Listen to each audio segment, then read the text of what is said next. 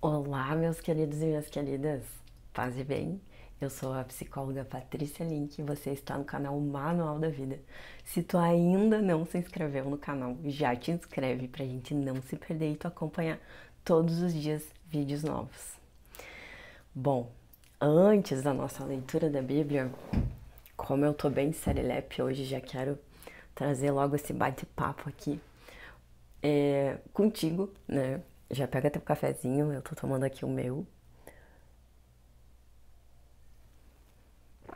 E hoje eu queria compartilhar é, divagações minhas atreladas à teoria psicanalítica e reflexões que eu tenho também, links, né, entre a psicanálise e também a espiritualidade, que eu venho percebido no desenvolvimento das pessoas, né, nesse amadurecimento psíquico.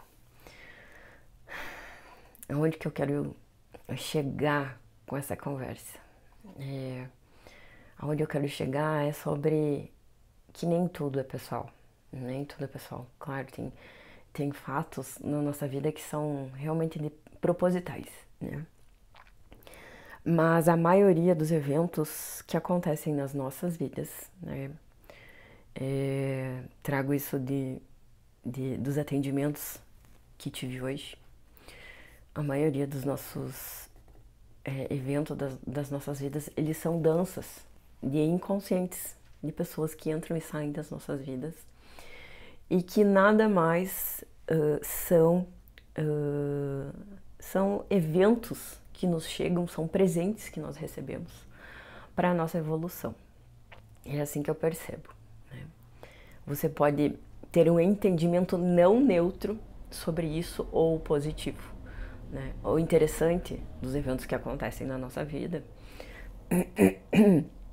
é a gente ter cada vez mais uma visão neutra ou positiva. Os traumas, eles acontecem justamente dos eventos que acontecem na nossa vida e são tidos, interpretados como negativos. Né? E aí, então, entra a terapia para ressignificar isso e trazer ou uma visão neutra ou uma visão positiva sobre aquilo, né? Tirar algo de bom disso, um aprendizado, um ensinamento. E nada é pessoal porque os inconscientes, eles fazem uma dança, né? E tudo que acontece dentro de nós, né, na psicologia junguiana nós falamos do nosso microcosmo, acontece também fora de nós, no macrocosmo. Então, né, traduzindo para o português, então tudo que eu atraio, digamos assim, para a nossa vida, a gente fala constelar, eu constelei isso na minha vida, né? Existe esse termo na psicologia junguiana e não tem nada a ver com a constelação familiar. E eu atraio, então, digamos assim, vamos pôr entre parênteses, eu atraio essas situações, essas pessoas, esses inconscientes, para que o meu aparelho psíquico seja trabalhado. Então eu vou atrair, por exemplo, uma figura feminina, uma figura masculina para a minha vida, justamente para estar trabalhando aquilo que está em falta no meu aparelho psíquico. Nós, queridos humanos mortais, né, nós atraímos essas faltas baseado no programinha que nós temos, né? Se, por exemplo, na psicologia junguiana nós podemos dizer assim, eu tenho um aparelho psíquico que está pré-configurado, né? Constelado, um complexo materno positivo ou negativo. Eu vou atrair figuras femininas que vão se comportar com a minha predisposição, meu programinha, digamos assim, traduzindo para o português, o meu programinha original, né, da minha psique, para que isso se mostre aqui do lado de fora, através dos comportamentos das pessoas, através das minhas relações, fatos que precisam ser curados ainda dentro de mim. Compreende? Então, nem tudo é pessoal. É, as emoções, a raiva, tudo o que é despertado em mim são sintomas que estão me alertando. Olha, tem algo que precisa ser curado aqui. Tem algo que precisa ser olhado aqui. Então, talvez é sobre isso que eu queria trazer hoje, que nos ajuda na nossa caminhada como cristão. Às vezes a gente leva as coisas muito ao pé da letra e acaba, tipo, pecando mesmo, né? Ah, porque eu vou, sei lá, talvez me afastar de fulano, de ciclano, porque me faz mal. Sei lá, é um exemplo, tá? Mas nem sempre é sobre a gente fugir das coisas, ou das situações, ou das pessoas. Mas lembra que eu falei sobre um presente? Então, talvez podemos interpretar isso como presentes. Presentes que a gente está recebendo na nossa vida. Que a gente pode dar graças, em todo tempo, lembra? Presentes para que a gente possa evoluir. E assim como eu estava falando hoje para uma paciente, a nossa evolução ela é a espiral para cima, né? Nós estamos sempre evoluindo. Por mais que as situações, né, na psicanálise, elas falam sobre recordar, repetir e reelaborar, repetir, repetir, repetir. Nossa, a gente repete tantas vezes, tantas situações, tantos eventos, até através da análise a gente entender, opa, peraí, uma figura masculina se aproxima de mim, o que eu posso analisar junto com a minha psicóloga, com o meu psicólogo, para que esses fatos que já se repetiram na minha vida não se repitam novamente, né? Então, olha a importância de prever essas situações através da análise, para que a gente, sim, consiga evoluir, né? E hoje eu estava trazendo também num atendimento a importância disso, da gente olhar com calma essas repetições, essas figuras, tanto femininas como masculinas, que nos chegam na nossa vida. São presentes que a gente recebe para a nossa evolução. E eu abro um parênteses aqui, essa jornada da individuação, né, do nosso amadurecimento psíquico, essas forças que nos atravessam e nos ajudam a nos tornar mais fora da caixinha, né? Porque é como se tudo caminhasse no nosso sistema que nós estamos inseridos, para que tudo se nivelasse, né? No livro da Clarissa Pinkola, Estes, Mulheres que Correm com os Lobos, ela também fala sobre isso, né?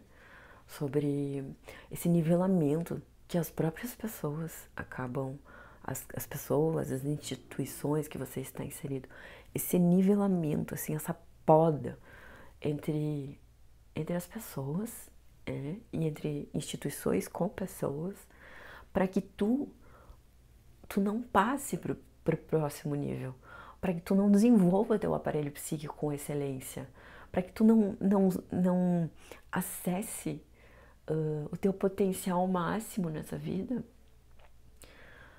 Porque qual é a função disso numa sociedade, né? Tudo caminha contra, né? É uma crítica, né? Que muitos fazem, né? Até Bauman traz muito sobre esse corte, sobre todas as relações líquidas que a gente pode sempre estar experimentando, experienciando, né? E, peço desculpas pela minha voz e pelo meu nariz que tá trancado, dor de garganta pegando. Faz parte, né? Mas nem por isso vamos deixar de falar. Então é sobre isso. Nada é pessoal. Então, existe uma bênção disfarçada nisso, né? É o meu ver, né? Essa é a minha opinião. Ao meu ver, existe uma bênção disfarçada, né? Nas relações, que às vezes podem ser difíceis, distorcidas, complicadas, mas que estão trazendo ali algo que possa trazer, me auxiliar a ir para o próximo passo com a ajuda da análise, né? E daqui uns dias nós vamos iniciar a nossa jornada com o livro Mulheres que Correm com os Lobos. Se tu tiver interesse, mulher, tá me ouvindo, vai ser uma vez por semana, né? Com uma mensalidade super acessível. E que é um livro que, através desses contos, dessas histórias, né? No grupo terapêutico para mulheres online, vai também te auxiliar, né? Nesse desenvolvimento psíquico.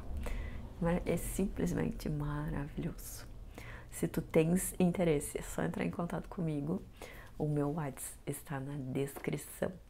E agora vamos para a nossa leitura diária da Bíblia, né? Porque essa leitura, ela não pode parar, não pode parar. E hoje nós vamos ler capítulo 31 de Jó.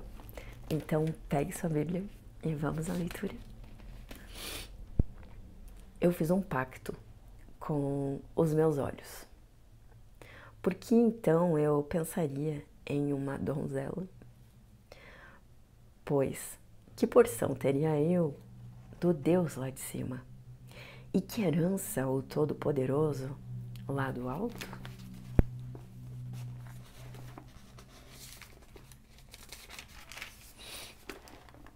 Não é destruição para o ímpio, e uma estranha punição aos trabalhadores da iniquidade.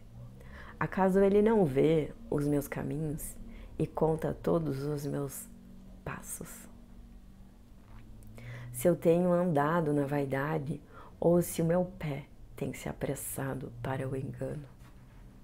Que eu seja pesado em balança justa para que Deus conheça a minha integridade. Se os meus passos se desviaram do caminho e o meu coração tem andado após os meus olhos, e se qualquer mancha grudou em minhas mãos, então semeie eu em outro coma, e seja a minha descendência arrancada desde a raiz. Se o meu coração tem sido enganado por uma mulher, ou se fiquei à espreita à porta do meu vizinho, então que minha esposa moa para outro e que outros se curvem sobre ela. Porque isto é um crime hediondo, sim, é uma iniquidade a ser punida pelos juízes. Porque é fogo que consome até a destruição e desarraigaria todo o meu acréscimo. Se desprezei a causa do meu servo ou da minha serva, quando eles contendiam comigo, o que então farei quando Deus se levantar? E quando ele me visitar, o que responderei a ele? Aquele que me formou no ventre não faz a ele, e não nos formou no útero. Se retive aos pobres o seu desejo, ou fiz falhar os olhos da viúva, ou se sozinho comi o meu bocado, e o órfão não comeu dele, porque desde a minha juventude cresceu comigo, como com seu pai, e eu guiei desde o útero de minha mãe. Se vi alguém perecer por necessitar de roupa, ou qualquer pobre sem coberta, se os seus lombos não me abençoaram, se ele não se aquentava com a lã dos meus cordeiros, se eu levantei a minha mão contra o órfão, quando vi minha ajuda ao portão, então que meu braço caia do ombro, da juntura, e que o meu braço se quebre desde o osso. Porque a destruição de Deus era um terror para mim, e por causa de sua grandeza eu não pude suportar. Se eu fiz do ouro minha esperança, ou disse ao ouro fino, tu és minha confiança. Se me regozijei porque minha riqueza era grande e porque minha mão havia conseguido muito, se eu contemplei o sol quando resplandecia, ou a lua caminhando em esplendor, e o meu coração foi seduzido em secreto, ou a minha boca beijou a minha mão.